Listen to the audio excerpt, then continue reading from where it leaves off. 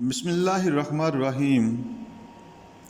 رسول اللہ صلی اللہ علیہ وآلہ وسلم کی صفات بحیثیت داعی و مبلغ۔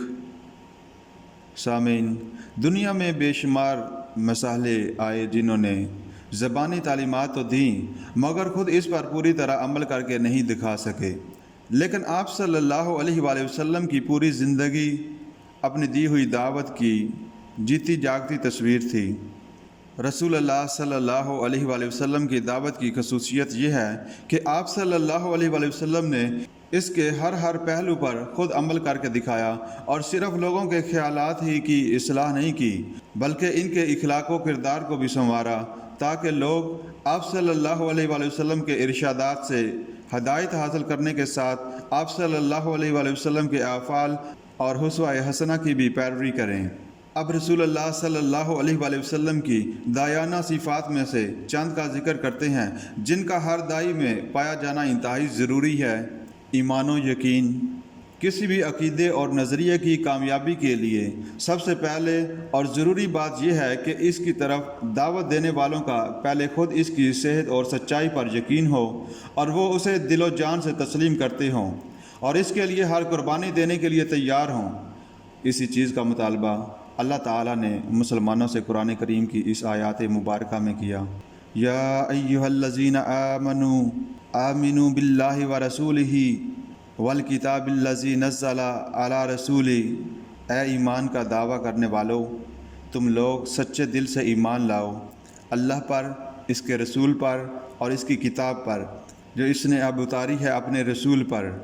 رسول اللہ صلی اللہ علیہ وآلہ وسلم کی دعوت کی سب سے نمایاں خصوصیت ہی یہ ہے کہ آپ صلی اللہ علیہ وآلہ وسلم نے جو تعلیم دنیا کو دی اور جس ایمان و عمل کی طرف انہیں بلایا، سب سے پہلے اس پر ایمان لانے والے اور عمل کرنے والے آپ خود تھے۔ ارشاد باری تعالیٰ ہے، آمن الرسول بما انزل الیہ من ربہ والمؤمنون کل آمن باللہ والملائکۃ وکتبہ ورسلہ لا نفرق بین احد من رسلہ وقالوا سمعنا واطعنا۔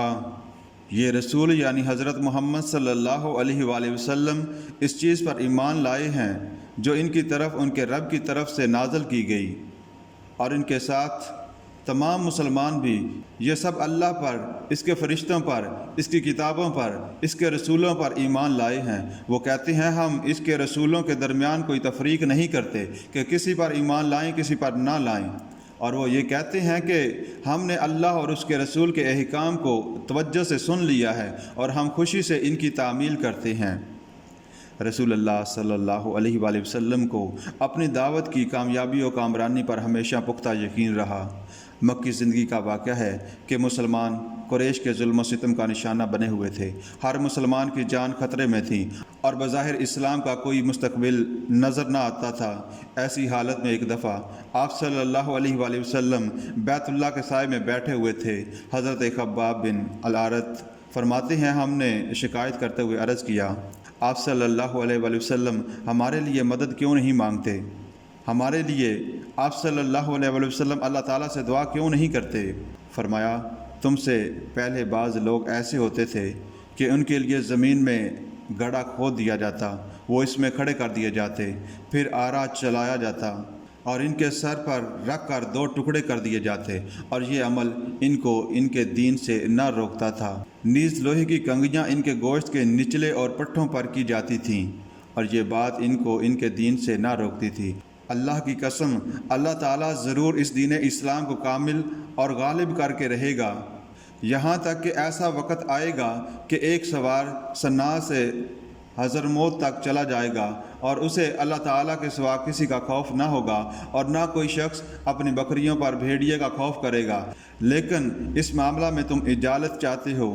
اسی طرح کوئی لالچ اور ترغیب بھی آپ صلی اللہ علیہ وآلہ وسلم کو نہ اپنے مشن سے ہٹا سکی اور نہ ہی آپ صلی اللہ علیہ وآلہ وسلم کے یقین کو متزلزل کر سکی۔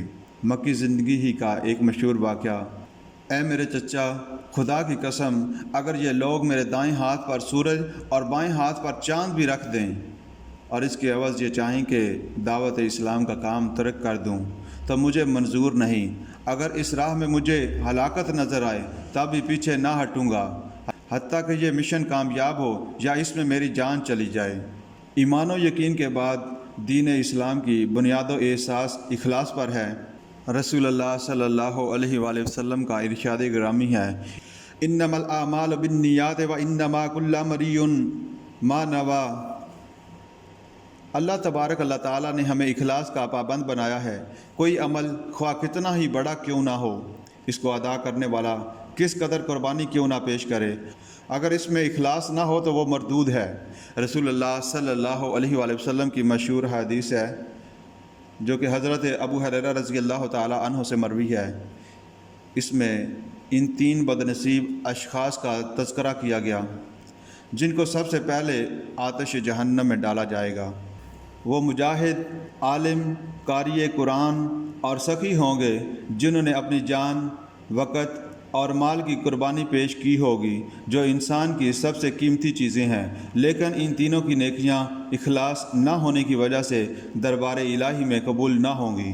اس لیے داعی کا مقصود صرف اور صرف رضا الہی اور اللہ تعالیٰ کی خوشنودی ہونا چاہیے، نہ کہ شہرت یا مال و جاہ کی طلب۔ علم بصیرت۔ سامعین، داعی کے پاس اگر دینی اور شرعی علم ہی نہیں تو وہ کیا دعوت و تبلیغ کرے گا؟ اس لیے سب سے پہلے دین کا علم خود سیکھے اور پھر لوگوں کو سکھائے اور اس کی طرف دعوت دے۔ حضرت عثمان رضی اللہ تعالیٰ عنہ رسول اللہ صلی اللہ علیہ وآلہ وسلم سے یہ حدیث روایت کرتے ہیں، خیرکم من تعلم القرآن وعلمہ۔ تم میں سے بہترین وہ ہے جو خود قرآن کریم سیکھے اور پھر کسی اور کو سکھائے۔ اللہ تعالیٰ کا فرمان ہے، اے پیغمبر کہہ دو کہ یہ میرا راستہ ہے، میں بھی پوری بصیرت کے ساتھ اللہ کی طرف بلاتا ہوں اور جنہوں نے میری پیروی کی ہے وہ بھی۔ یعنی پیغمبر دنیا کے امور یا نفس کے خواہشات کی طرف نہیں بلاتا بلکہ اللہ تعالیٰ کی طرف بلاتا ہے اور بصیرت کے ساتھ دعوت حق پیش کرتا ہے۔ اس سے یہ معلوم ہوتا ہے کہ بصیرت، فراست، یقین، حجت، برہان اور وجدان کے اس نور جس سے قلب و عقل روشن ہو جاتے ہیں کے ساتھ شرعی علم کا نام ہے، جو کتاب و سنت اور سلف صالحین رحمۃ اللہ تعالی کے طریقہ پر عقل و استدلال پر قائم ہو اور کسی کی اندھی تقلید نہ ہو۔ امام بغوی رحمۃ اللہ علیہ نے بصیرت کی تعریف ان الفاظ میں کی، وہ علم معرفت اور سمجھ بوجھ جس کے ذریعے آپ حق و باطل میں فرق اور امتیاز کرتے ہیں۔ تحمل و بردباری۔ داعی حق میں جن صفات کا ہونا بے حد ضروری ہے ان میں سے ایک تحمل اور بردباری بھی ہے۔ حلیم اس شخص کو کہا جاتا ہے جو انتقام اور بدلے کی قدرت رکھنے کے باوجود معاف کر دے۔ داعی کو نرم خو، متحمل مزاج، عالی ظرف ہونا چاہیے۔ اسے اپنے رفقاء کے لیے شفیق، عامت الناس کے لیے رحیم اور اپنے مخالفین کے لیے حلیم ہونا چاہیے۔ اسے اپنے ساتھیوں کی کمزوریوں کو بھی برداشت کرنا چاہیے اور دشمنوں کی سختیوں کو بھی۔ اسے سخت سے سخت اشتعال انگیز موقع پر بھی غصہ سے اجتناب کرنا چاہیے۔ نہایت ناگوار باتوں سے بھی اعلیٰ ظرفی کے ساتھ چشم پوشی کر دینی چاہیے۔ رسول اللہ صلی اللہ علیہ وآلہ وسلم کی نرم خوئی کی تعریف کرتے ہوئے اللہ تعالیٰ کا فرمان ہے، ان واقعات کے بعد اللہ کی رحمت ہی تھی جس کی بنا پر اے پیغمبر تم نے ان لوگوں سے نرمی کا برتاؤ کیا۔ اگر تم سخت مزاج اور سخت دل والے ہوتے تو یہ تمہارے آس پاس سے ہٹ کر تتر بتر ہو جاتے، لہٰذا ان کو معاف کر دو، ان کے لیے مغفرت کی دعا کرو اور ان سے اہم معاملات میں مشورہ لیتے رہو۔ پھر جب تم راہ پختہ کر کے کسی بات کا عزم کر لو تو اللہ پر بھروسہ کرو، اللہ یقیناً توکل کرنے والوں سے محبت کرتا ہے۔ رسول اللہ صلی اللہ علیہ وآلہ وسلم نے بھی اپنے ارشادات عالیہ میں ہمیشہ نرمی اپنانے کا حکم دیا۔ آپ صلی اللہ علیہ وآلہ وسلم نے حضرت عائشہ رضی اللہ تعالی عنہا سے ارشاد فرمایا، اے عائشہ، بے شک اللہ تعالیٰ نرمی والا ہے اور نرمی کو پسند کرتا ہے، اور نرمی پر وہ کچھ دیتا ہے جو سختی پر اور دیگر کسی چیز پر نہیں دیتا۔ داعی اور مبلغ کو ہمیشہ بہترین اور اعلیٰ اخلاق کا مالک ہونا چاہیے اور لوگوں کو اپنے اخلاق سے راغب اور متاثر کرنا چاہیے۔ آپ صلی اللہ علیہ وآلہ وسلم کا اہم ترین وصف یہ ہے کہ آپ صلی اللہ علیہ وآلہ وسلم مکارم اخلاق کے مالک ہیں۔ اللہ تبارک اللہ تعالیٰ نے آپ کی خصوصی تعریف بھی اسی وصف سے فرمائی۔ ارشاد باری تعالیٰ ہے وَإِنَّكَ لَعَلَىٰ خُلُقٍ عَظِيمٍ، اور یقیناً تم اخلاق کے اعلیٰ درجے پر ہو۔ حضرت انس بن مالک آپ صلی اللہ علیہ وآلہ وسلم کے اخلاق کے متعلق فرماتے ہیں کان رسول اللہ صلی اللہ علیہ وآلہ وسلم احسن الناس خلقاً، آپ صلی اللہ علیہ وآلہ وسلم کے اخلاق لوگوں میں سب سے زیادہ اچھے تھے۔ اسلام میں اخلاق کی اہمیت اور دعوت الی اللہ میں اس کی ضرورت کا اندازہ حضرت ابو ہریرہ رضی اللہ تعالی عنہ سے روایت کردہ اس حدیث سے بخوبی لگایا جا سکتا ہے کہ رسول اللہ صلی اللہ علیہ وآلہ وسلم نے فرمایا انما بعثت لاتمم مکارم الاخلاق، مجھے اسی لیے مبعوث کیا گیا ہے کہ میں مکارم اخلاق یعنی اعلیٰ اخلاق کی تکمیل کروں۔ آپ صلی اللہ علیہ وآلہ وسلم کے اخلاق حسنہ کا یہ عالم تھا کہ ہر شخص یہ سمجھتا تھا کہ حضور صلی اللہ علیہ وآلہ وسلم سب سے زیادہ مجھ پر ہی مہربان ہیں۔ رسول اللہ صلی اللہ علیہ وآلہ وسلم ہمیشہ اعلیٰ اور برتر اخلاق اپنانے کی ترغیب دیتے۔ دعوت و تبلیغ کا کام کرنے والوں کو ہمیشہ صبر و استقامت کا مظاہرہ کرنا چاہیے۔ قرآن مجید میں صبر اور صابرین کی بہت تعریف کی گئی۔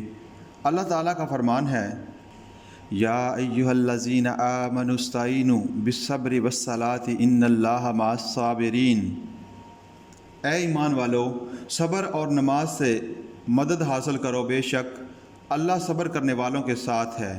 اور اللہ تبارک اللہ تعالیٰ نے آپ صلی اللہ علیہ وآلہ وسلم کو حکم دیتے ہوئے ارشاد فرمایا فاصبر کما صبر اولو العزم من الرسل، سو آپ صبر کیجئے جیسے ہمت والے پیغمبر نے صبر کیا۔ دعوت کی راہ میں تکالیف برداشت کرنے کے لیے ہمیشہ تیار رہنا چاہیے۔ یہ پھولوں کی سیج نہیں کانٹوں کا رستہ ہے، اس لیے اس میں ہمت و حوصلہ سے مصائب کا سامنا کرتے ہوئے صبر و استقامت کا دامن ہاتھ سے چھوڑنا نہیں چاہیے۔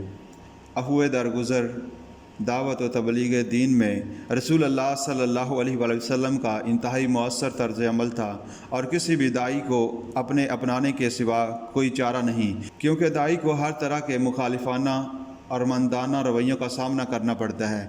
اس لیے فضا ماحول سے کھچاؤ ختم کرنے، رواداری کے فروغ اور حالات کو سازگار بنانے کے لیے عفو درگزر کے سوا کوئی راستہ ہی نہیں۔ اس لیے اللہ تبارک اللہ تعالیٰ نے بھی پہلے معاف کرنے کا حکم فرمایا اور پھر امر بالمعروف و نہی عن المنکر کا حکم دیا۔ ارشاد باری تعالیٰ ہے خذ العفو وامر بالمعروف واعرض عن الجاہلین، اے پیغمبر درگزر کا رویہ اپناؤ اور لوگوں کو نیکی کا حکم دو اور جاہلوں کی طرف دھیان نہ دو، یعنی لوگوں کی اعزاء رسانی پر درگزر کریں اور ان کے عذر و معذرت کو قبول کرتے ہوئے ان کے لیے آسانیاں پیدا کریں، ان کے نادانوں اور بے وقوفوں سے درگزر اور چشم پوشی کریں اور غصہ کا جواب غصہ سے ہرگز نہ دیں۔ اللہ تعالیٰ کا فرمان ہے اگر تم لوگ کسی کے ظلم کا بدلہ لو تو اتنا ہی لو جتنی زیادتی تمہارے ساتھ کی گئی تھی، اور اگر صبر ہی کر لو تو یقیناً یہ صبر کرنے والوں کے حق میں بہت بہتر ہے۔ اے پیغمبر تم صبر سے کام لو اور تمہارا صبر اللہ ہی کی توفیق سے ہے۔ دعوت و تبلیغ کرنے والے کے لیے ضروری ہے کہ اس میں انتقامی جذبہ نہ ہو۔ اس حوالے سے رسول اللہ صلی اللہ علیہ وآلہ وسلم کے طرز عمل کے بارے میں حضرت عائشہ رضی اللہ تعالی عنہا بیان فرماتی ہیں وَمَنْ تَقَامَ رسول اللہ صلی اللہ علیہ وسلم لِنَفْسِهِ،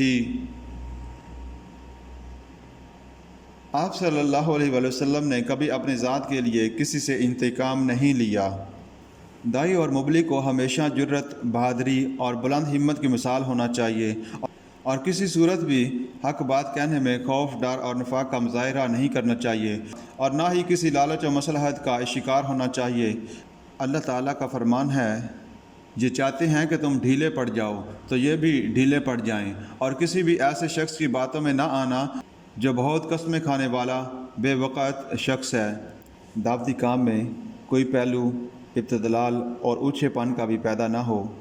داعی کو چاہیے کہ وہ ایسے لوگوں سے دور ہو جائے اور صرف انہی لوگوں پر توجہ دے جو حق کے متلاشی اور علم کے طالب ہوں۔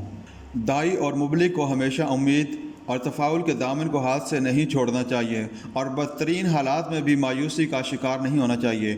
آپ صلی اللہ علیہ وآلہ وسلم کا اسوہ حسنہ اور طرز عمل یہی رہا۔ آپ صلی اللہ علیہ وآلہ وسلم کی زندگی میں کئی مشکل ترین مراحل آئے، لیکن آپ صلی اللہ علیہ وآلہ وسلم کبھی مایوس نہیں ہوئے۔ حضرت عائشہ صدیقہ رضی اللہ تعالی عنہا نے ایک دن رسول اللہ صلی اللہ علیہ وآلہ وسلم سے پوچھا کہ اے اللہ کے رسول، کیا احد کے دن سے بھی زیادہ سخت دن آپ صلی اللہ علیہ وسلم کی زندگی میں آیا ہے؟ تو آپ صلی اللہ علیہ وسلم نے جواب میں فرمایا، میں نے تمہاری قوم کی جو تکلیفیں اٹھائی ہیں وہ اٹھائی ہیں، اور سب سے زیادہ تکلیف جو میں نے اٹھائی وہ عقبہ کے دن تھی، جب میں نے اپنے آپ کو ابن عبد یا لیل بن عبد کلال کے سامنے پیش کیا تو اس نے میری خواہش کو پورا نہیں کیا۔ پھر میں رنجیدہ ہو کر سیدھا چلا۔ ابھی میں ہوش میں نہ آیا تھا کہ قرآن ثعلب میں پہنچا۔ میں نے اپنا سر اٹھایا تو بادل کے ایک ٹکڑے کو اپنے اوپر سایہ فغن پایا۔ میں نے جو دیکھا تو اس میں جبرائیل علیہ السلام تھے۔ انہوں نے مجھے آواز دی اور کہا کہ اللہ تعالیٰ نے آپ سے آپ کی قوم کی گفتگو اور ان کا جواب سن لیا ہے۔ اب پہاڑوں کے فرشتہ کو آپ کے پاس بھیجا ہے تاکہ آپ ایسے کافروں کے بارے میں جو چاہیں حکم دیں۔ پھر مجھے پہاڑوں کے فرشتہ نے آواز دی اور سلام کیا کہ اے محمد صلی اللہ علیہ وآلہ وسلم، سب کچھ آپ کی مرضی ہے، اگر آپ چاہیں تو میں ان دو پہاڑوں کو ان کافروں پر لا کر رکھ دوں۔ تو رسول اللہ صلی اللہ علیہ وآلہ وسلم نے فرمایا، نہیں، بلکہ مجھے امید ہے کہ اللہ تعالیٰ ان کافروں کی نسل سے ایسے لوگ پیدا کرے گا جو صرف اسی کی عبادت کریں گے اور اس کے ساتھ بالکل شرک نہ کریں گے۔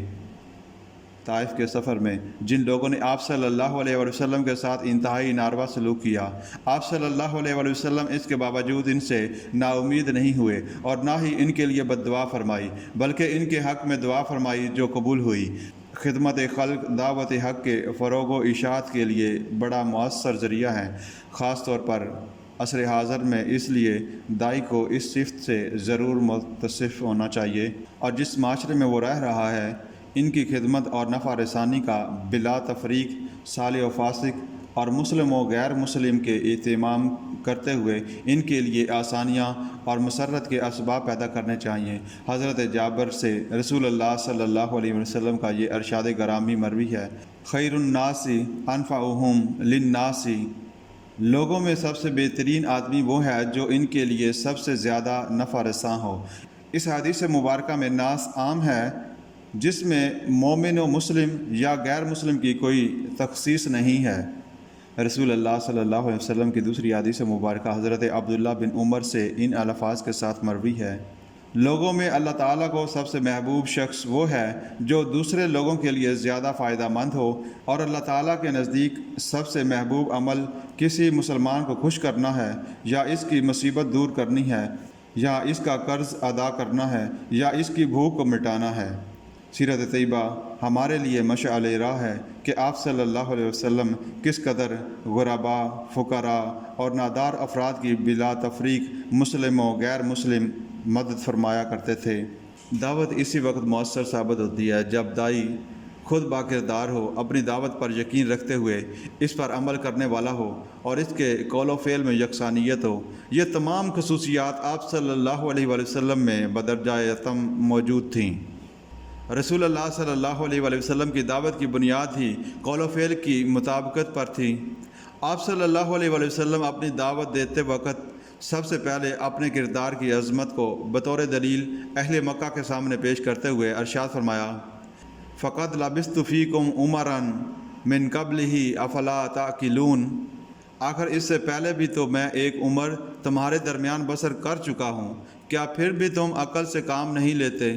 یعنی تم یہ اندازہ نہیں کر سکتے کہ اگر اس سے قبل غلط بیانی کرنے والا نہیں تھا تو اب میں کس طرح اپنی طرف سے ایک کتاب گھڑ کر اسے اللہ تعالیٰ کی طرف منسوب کر کے پیش کر سکتا ہوں۔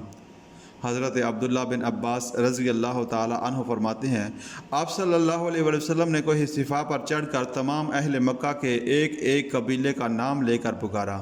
جب سب جمع ہو گئے تو آپ صلی اللہ علیہ وسلم نے ان سے خطاب کرتے ہوئے فرمایا، ذرا یہ تو بتاؤ، اگر میں تم سے کہوں کہ اس وادی کے پیچھے سے ایک لشکر تم پر حملہ آور ہونا چاہتا ہے تو کیا تم میری بات مان جاؤ گے؟ سب نے کہا ہاں ہم یقین کریں گے کیونکہ ہم نے ہمیشہ آپ کو سچ بولتے ہوئے دیکھا ہے۔ اس پر آپ نے فرمایا بے شک میں تمہیں آنے والے سخت عذاب سے آگاہ اور خبردار کرنے والا ہوں۔ اللہ تعالیٰ نے قول و فعل کے تضاد کی سخت مخالفت اور اس پر شدید وعید فرمائی ہے۔ ارشاد باری تعالیٰ ہے اتامرون الناس بالبر وتنسون انفسکم وانتم تتلون الکتاب افلا تعقلون۔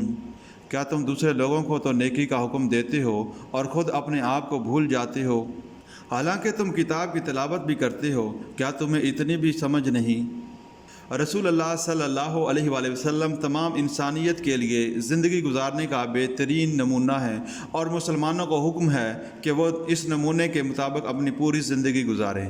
اس لیے دعوت و تبلیغ میں بھی ہمارے لیے بہترین نمونہ آپ صلی اللہ علیہ وآلہ وسلم کی ذات گرامی ہے۔ ہمیں اس حوالہ سے ہمیشہ آپ صلی اللہ علیہ وآلہ وسلم کے کردار اور اسوہ حسنہ کو مد نظر رکھنا چاہیے۔